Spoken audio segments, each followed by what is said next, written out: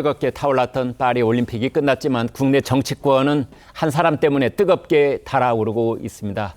지난 8일 법무부 사면위원회가 김경수 전 경남지사의 복권을 결정한 이후에 예상 외의 상황이 전개되고 있습니다. 이재명 전 대표가 김경수 전 지사의 복권을 내가 요청했다, 이렇게 밝히면서 대통령실과 진실 공방으로 불이 올마붙었습니다. 먼저 이 전 대표의 얘기, 그리고 직접 대통령실에 메시지를 전달했다고 밝힌 박찬대 원내대표 얘기 이어서 들어보겠습니다. 후보는 다양하고 많을수록 좋습니다. 그리고 김경수 전 지사 문제는 저희가 직간접적인 여러 루트를 통해서 지속적으로 복권을 요청드렸던 바가 있습니다.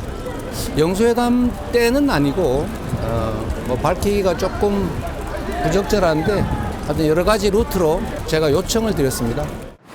대통령실에서 우리 민주당에서는 누구를 사면 복권하면 좋겠냐 저한테 물어왔습니다. 마침 그때 이재명 대표께서 김경수 전 지사와 정경심 교수에 대해 사면 복권했으면 좋겠다라는 의견을 저한테 전달해 주셨고요. 네, 최 국장님, 얘기가 좀 섞여 있는 것 같기도 하고, 좀 가닥을 잡을 수 있을 것 같기도 하고 그런데 먼저 사실관계 확인을 좀 정리해 주세요. 어떻게 봐야 됩니까? 근데 사실관계 확인이 좀 어렵죠. 네. 이재명 전 대표는 여러 루트를 통해서 직간접 이러면 굉장히 포괄적인 개념입니다. 그러네요. 근데 박찬대 원내대표는 지금 용산 대통령실에서 물어왔다는 것이 8월 8일 사면복권위원회 훨씬 전 이렇게 돼 있습니다. 네. 그러면 훨씬 전이라면 이게 한 달 전을 얘기하는 건지 아니면 한 3개월 전을 얘기하는 건지 3개월 전이라 하면 4월 영수회담 전을 얘기하는 겁니다. 네. 그런 건지 그것도 불투명해요.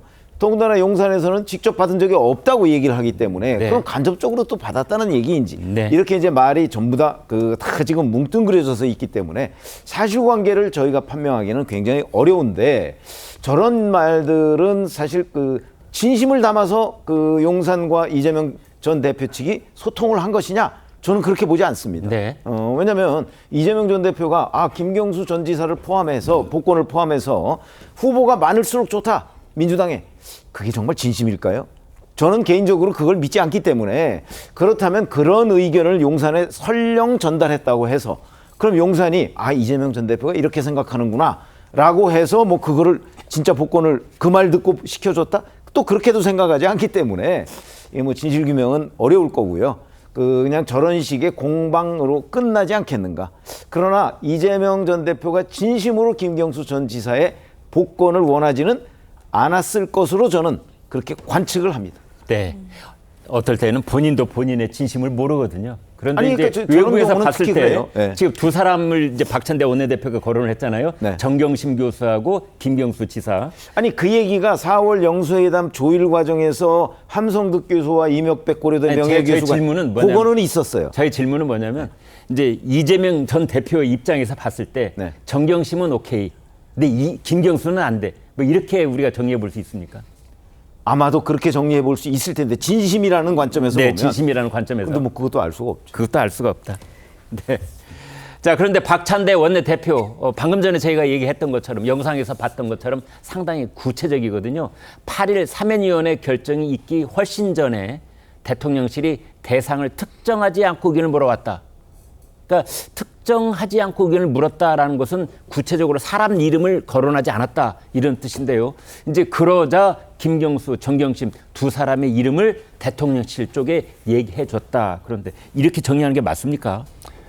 제가 볼 때 사면이라는 건요. 네. 사면을 받고자 하는 사람들이 관심이 되게 많고요. 네. 사면을 받고자 하는 사람의 주변 인물들도 관심을 많이 가지고 있어요. 네. 그래서 평상시에도 당이나 좀 의견이 전달될 통로가 있으면 거기에다가 지속적으로 얘기는 합니다. 예. 그리고 또 당은 그런 것들을 모아놓고 있다가 네.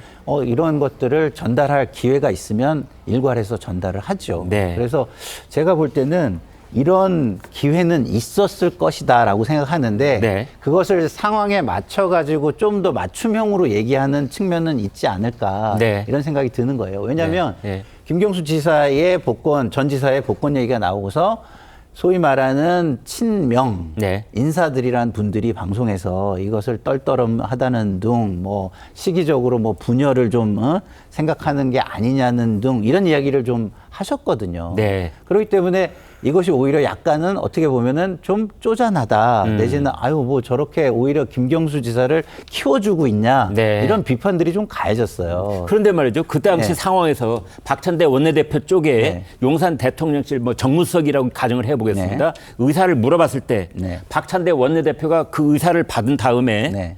당대표한테 전화를 걸든지 해서 방금 용산에서 이런 연락이 왔는데 뭐라고 대답을 할까요? 네. 물어보지 않겠어요?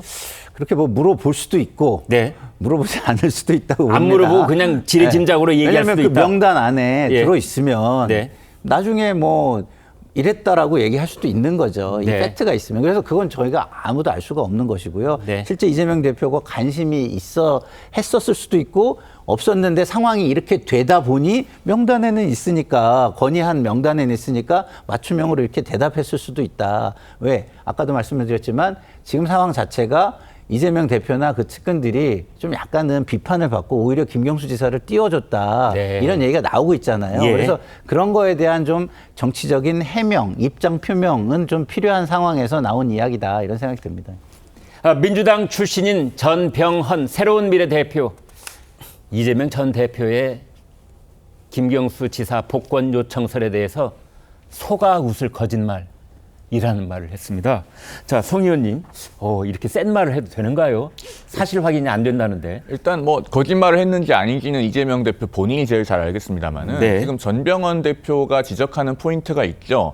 국민들께서는 이재명 전 대표가 김경수 전 지사의 복권을 요청했다고 아무리 주장해도 그걸 믿는 국민들이 많지 않을 것이다. 지금 그 부분을 타격하고 있는 겁니다. 네. 전병헌 대표도 민주당에 오래 있었고 이재명 대표가 어떤 성정을 가지고 있는지 그리고 이재명 대표가 특히 정적을 대하는 방식, 같은 당의 정치인들을 대하는 방식이 어떤 정치인지를 너무 잘 알고 있어요. 우리가 네. 여러 가지 사례를 통해서 보지 않았습니까? 과거에 2022년 당대표 경선에서 겨뤘던 박용진 전 의원 어떻게 낙천했습니까? 강북을에서 2번이나 후보가 연이어 낙마를 하는데도 제대로 된 기회를 부여하지 않고 심지어 경선 룰까지 바꿔서 전국 권리당원이 투표를 하게 해서 결국에는 공천을 못 받게 했습니다. 네. 그리고 지금 그 최고위원 경선에서 논란이 되고 있는 정봉주 후보 2007년 대통합 민주신당 경선 때 당시에 손학규계였고 이재명 전 대표는 정동영계여서 둘이 굉장히 구원이 있는 관계 아닙니까? 지금 이재명 전 대표가 사실상 노골적으로 배제를 하고 있죠. 그다음에 박찬대 원내대표가 될 때도 옆에 앉혀놓고 유튜브를 찍으면서 내 마음은 누구에게 있다는 걸 사실상 공개적으로 시사하다시피 했어요. 그런 이재명 전 대표가 과연 김경수 전 지사를 복권에 요청했다고 말한들 그걸 얼마나 믿겠느냐라고 하는 것이 지금 전병헌 대표가 타격하고 있는 지점인 겁니다. 네. 자, 이런 상황 속에서 조금 전에 얘기가 나왔습니다만은 이른바 이제 여러 가지 루트를 통해서 의사가 전달됐다 하는 것 중에 하나가 이제 함성득, 임혁백 두 교수가 왜 여야 영수회담을 사전에 준비했다 이런 뉴스가 있었지 않습니까? 최지원 기자, 그때 이제 함성득, 임혁백 두 사람 사이에 사면 복권 얘기, 뭐 구체적인 인물 얘기 이런 얘기가 오갔을 가능성이 있는 겁니까? 네, 그날 이제 이재명 대표까지 해서 함성득, 임혁백, 이재명 이렇게 세 명이서 면담을 이제 당대표실에서 했고요. 그리고 그날 오후에 바로 영수회담을 할 것이다 이렇게 민주당에서 발표를 했거든요. 네. 그러니까 그 전까지 의제 조율했다는 건 당연히 이제 맞는 얘기인데요. 어제 임혁백 교수랑 통화를 해봤는데 그 의제를 조율하는 과정 중에 이 문제도 포함이 됐었느냐 했더니 비서실장과 그 당시 이제 야권에서 총리를 임명한다고 해서 박영선, 양정철 얘기가 나왔었잖아요. 그랬었죠. 그 국면에 이제 혹시나 이제 이재명 대표에게 견제되는 사람을 임명하는 것에 대한 껄끄러움이 있는지를 물은 것이다라고 임혁백 교수는 일단 얘기를 하더라고요. 총리에 대해서, 예, 그러니까 총리 후보에 대해서. 예, 대표가 임명하는 그 대상을 이제 야권 인사로 물색하려고 하는데 그 네. 물색하는 인사 라인에 이재명 대표가 이제 뭐 향후 정치적 입지를 다짐에 있어서 견제되는 사람을 임명하는 것에 대한 반감이 있으면 미리 얘기를 좀 해달라 네. 이런 취지의 말이었다라고 임혁백 교수는 얘기를 합니다. 거기에 사면은 포함됐습니까? 사면 복권은? 복권도 있었느냐, 김경수 지사에 대한 얘기 있었느냐 했는데 임 교수는 아니라고 하거든요. 아, 네. 그런데 이제 그 당시에 인터뷰했던 그 주변 상황 속에 그 당시에 취재했던 얘기를 종합해 보면 그 당시에 김경수 지사를 특정하진 않았지만 복권 문제에 대한 얘기도 있었다라는 말도 나왔었습니다. 네. 그러니까 경쟁자로 일컬어지는 야권의 인사들에 대한 제한을 좀 하는 것이 어떻겠느냐라는 대통령의 메시지가 이재명 대표에게 갔다. 왜냐하면 그 당시에 이재명 대표도 사법 리스크로 어려움을 겪고 있다는 거 대통령도 알고 있기 때문에 그 국면 속에서 다른 야권 인사들의 복권 문제는 어떻게 생각하느냐, 경쟁자에 대한 제한 문제는 본인이 어떻게 생각하는 거에 대한 의사를 묻는 과정에 있었고, 그 과정에서 이재명 대표가 난 개의치 않는다. 나는 다양한 인사들이 같이 공존하는 것이 좋다라고 생각한다라는 답을 줬다라는 얘기가 있었던 거거든요. 근데 지금 시점에 와서 김경수 복권이 다시 거론이 되니까 그 당시에 비선 물밑 라인으로 의제 조율에 나섰던 삼성특 이명백, 특히나 야권 인사인 이명백 교수는 그 당시에 복권 얘기는 없었고 그냥 이 야권, 총리 등등의 인사 문제를 가지고 한 얘기다라고 약간 일축해서 설명하는 부분이 있지만 그 당시에 이런 얘기가 전혀 없었던 것은 아니라는 점은 분명히 할 수 있습니다. 다만 이제 그 앞서도 계속 얘기가 나왔지만 이재명 대표가 그러면 김 전 지사를 콕 집어서 복권 문제를 요청한 적이 있었느냐, 이재명 대표도 거론했듯이 직간접적인 요청이 있었느냐라는 부분인데요. 그 부분에 대해서는 저도 올 초부터 취재를 했었는데 지난 2월까지만 해도 어떤 식의 요청도 없었다라는 답변을 이재명 대표 쪽도 그렇고 김경수 지사 쪽에서도 들었습니다. 김 지사는 아직까지도 이재명 대표나 당 쪽에 본인의 복권 문제를 대통령실에 얘기해달라고 요청한 적이 없다고 하거든요.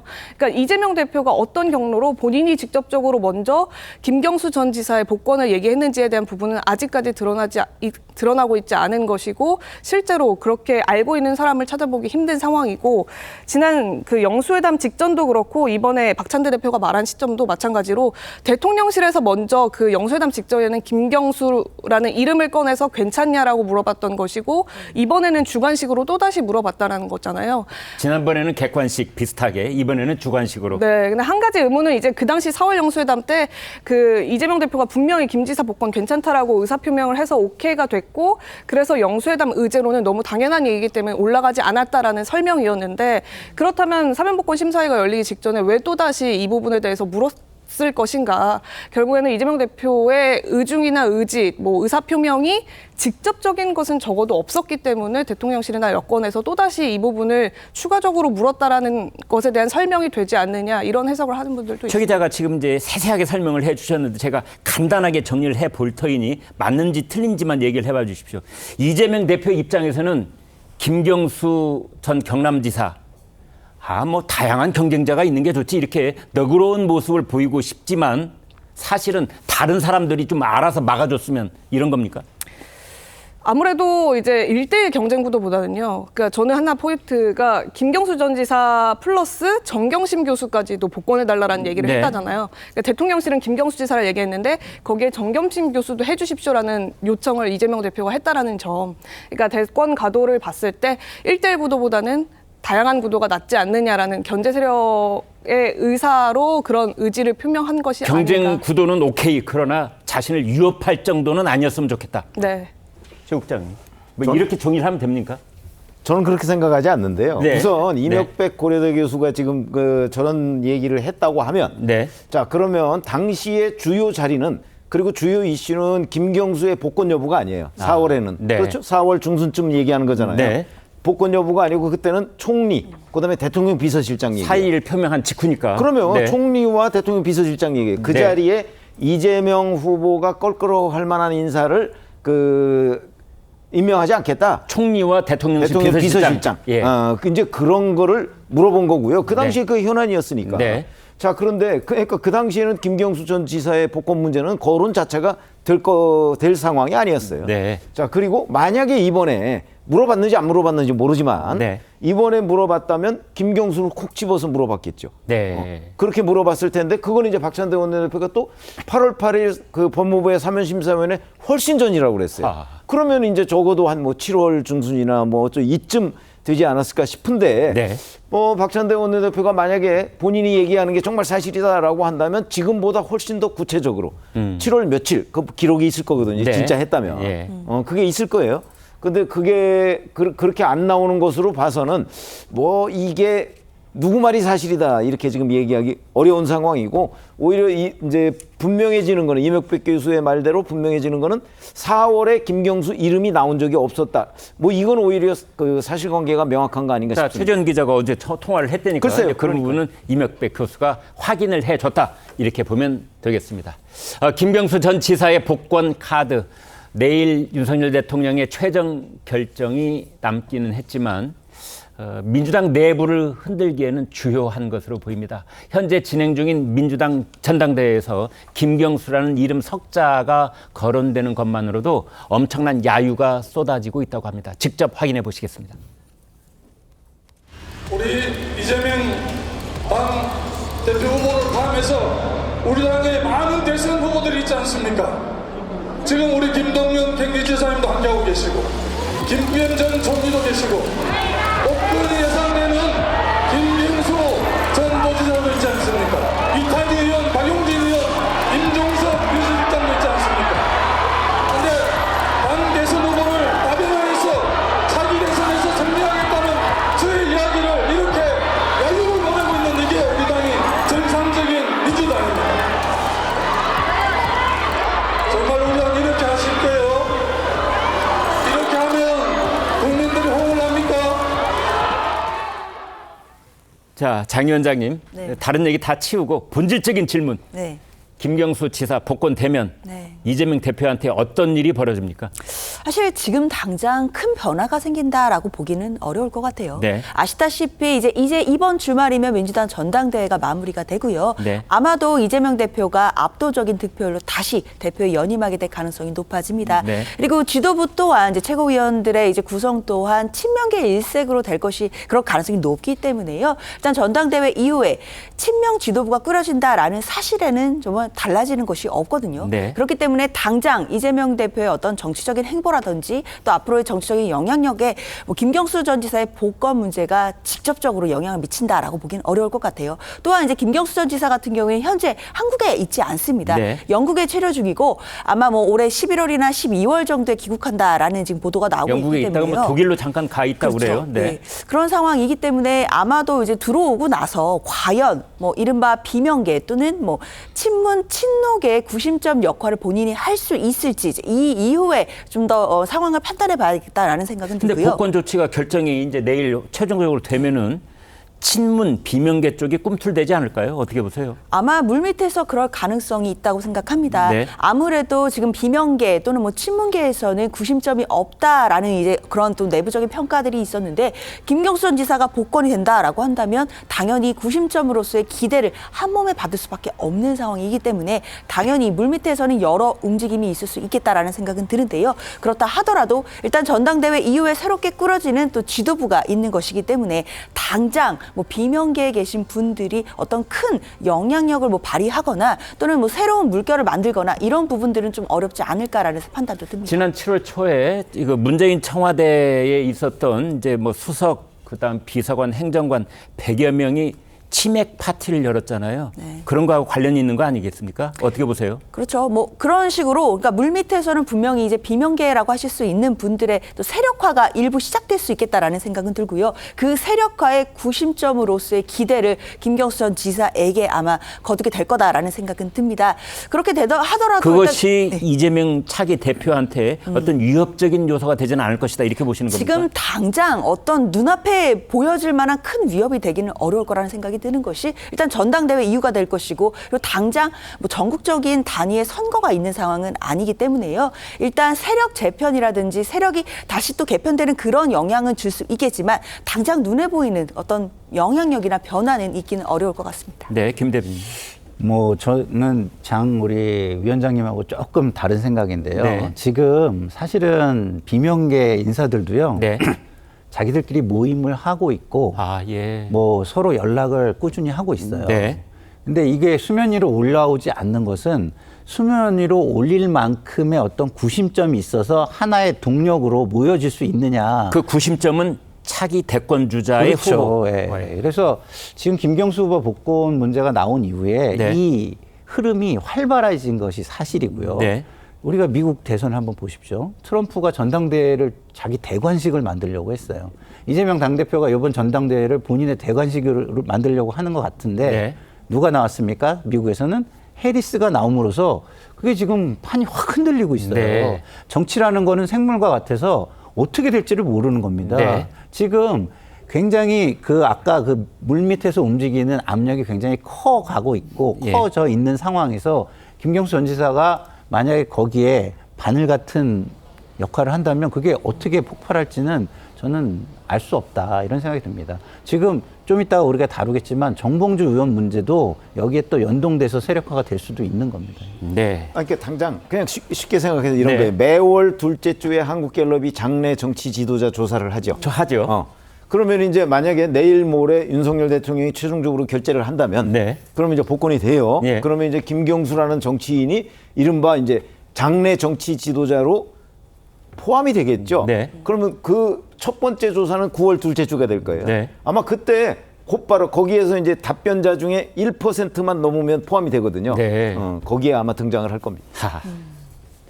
김경수 전 경남지사가 이제 차기 뭐 대권 주자 후보 그 군을 놓고 여론조사를 했을 때 어떤 위치로 자기의 정치적 문무게를 드러낼지 이제 그걸 보면 된다라는 말씀인데, 최지원 기자, 저도 오프닝에서도 얘기했는데 김경수 전 지사 지난번에 사면 때는 뭐 거절 의사를 노골적으로 드러냈잖아요. 근데 이번에는 입장이 어떻습니까? 뭐 아직 공식적으로 입장을 낸 건 없고요. 오늘 확인해 보니까 실제로 이제 복권이 발표가 되더라도 김 지사가 입장을 낼 건 아마 없을 것 같다 이런 얘기를 하는 그 측근들이 있더라고요. 아, 예. 그 보도, 그러니까 본인이 복권될 거라는 보도가 난 그날 이제 통화한 사람이 있는데 그 통화한 사람 얘기로는 상황을 일단 지켜보도록 하자 이런 얘기를 이제 김 전 지사가 했다고 합니다. 네. 그 이후에 이제 이 본인의 복권 문제를 둘러싼 뭐 야당 아니면 뭐 여당까지의 그 역할 관계가 어떤 식으로 흘러가서 본인의 복권이 결정됐는지 이 부분을 좀 더 면밀하게 따져볼 필요가 있다. 이런 부분을 생각하는 것 같고요. 복권이 굳이 싫은 건 아니다 이런 뜻입니까?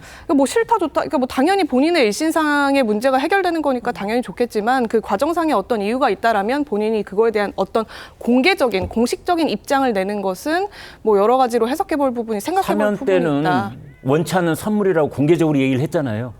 근데 이번에는 공개적인 입장 표명을 안 할 것이다 이렇게 봐야 되는 겁니까? 모르겠습니다. 뭐 또 본인의 그런 어떤 뭐 좋든 싫든 뭐 예를 들어 부정적인 메시지를 내더라도 그것이 이제 어떤 식으로 파장, 예를 들면 지금 이재명 대표가 이미 요청을 본인이 해놨다고 공개적으로 밝힌 상황에서 네. 본인이 싫다, 거절한다 이런 입장을 내는 것은 여권뿐만이 아니라 이재명 대표와도 각을 어떻게 보면 세우는 일이 될 수 있기 때문에 네. 그걸 그렇게 공개적인 감정 표현을 드러내긴 어려울 것 같고요.